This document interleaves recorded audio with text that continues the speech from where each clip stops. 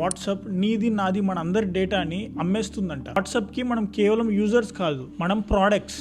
Supreme court chief justice అయిన సూర్యకాంత్ గారు అయితే ఒకవేళ మీరు మా కాన్స్టిట్యూషన్ ని ఫాలో అవ్వకపోతే ఇండియా వదిలేసి వెళ్ళిపోండి అని స్ట్రాంగ్ గా వాట్సాప్ మీద ఫైర్ అవడం జరిగింది. మీ పెద్ద పెద్ద టెక్ కంపెనీస్ అన్ని ప్రజలకి తెలియని విధంగా మీరు మీ యొక్క ప్రైవసీ పాలసీస్ ని, టర్మ్స్ అండ్ కండిషన్స్ ని చాలా క్లెవర్ గా క్రాఫ్ట్ చేపిస్తారు. ప్రజలకేమో తెలియక ఐ అగ్రి అని సింపుల్ గా కన్సెంట్ ఇచ్చేస్తారు. దాన్ని మీరు ఇదే దొరికిన సందులే అని మీ యొక్క బిజినెస్ కోసం ఈ డేటాని వేరే వాళ్ళకి అమ్మేస్తారా అని supreme court of India WhatsApp యొక్క పేరెంట్ కంపెనీ అయిన మెటా మీద తీవ్రంగా ఫైర్ అవడం జరిగింది. అసలు ఇష్యూ ఏంటంటే competition commission of India WhatsApp మీద 213 కోట్ల పెనాల్టీ వేయడం జరిగింది. ఎందుకు అంటే 2021లో వాట్సాప్ తన యొక్క ప్రైవసీ పాలసీస్ ని చేంజ్ చేస్తున్నామని కొత్తగా టర్మ్స్ అండ్ కండిషన్స్ ని తీసుకురావడం జరిగింది. టర్మ్స్ అండ్ కండిషన్స్ ఎలా ఉన్నాయంటే మీరు అగ్రి చేయాల్సిందే, ఇంకొక సెకండ్ ఆప్షన్ లేదు అనే విధంగా ఉన్నాయి. ఇలా ఉండడం తప్పు అని మన ఇండియాలో ఉన్న NCLAT ట్రిబ్యునల్ వాట్సాప్ కి యాంటీగా తీర్పు ఇవ్వడం జరిగింది.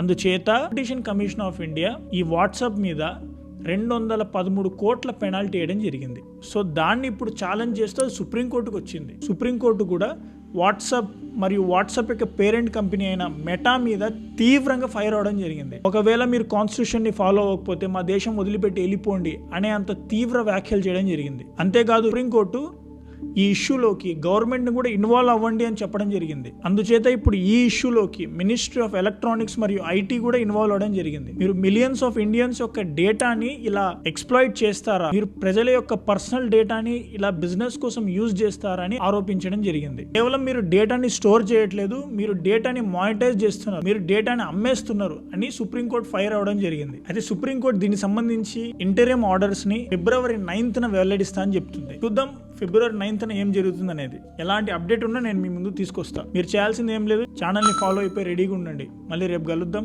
ఇంకొక మంచి న్యూస్తో. అప్పటి వరకు బాయ్.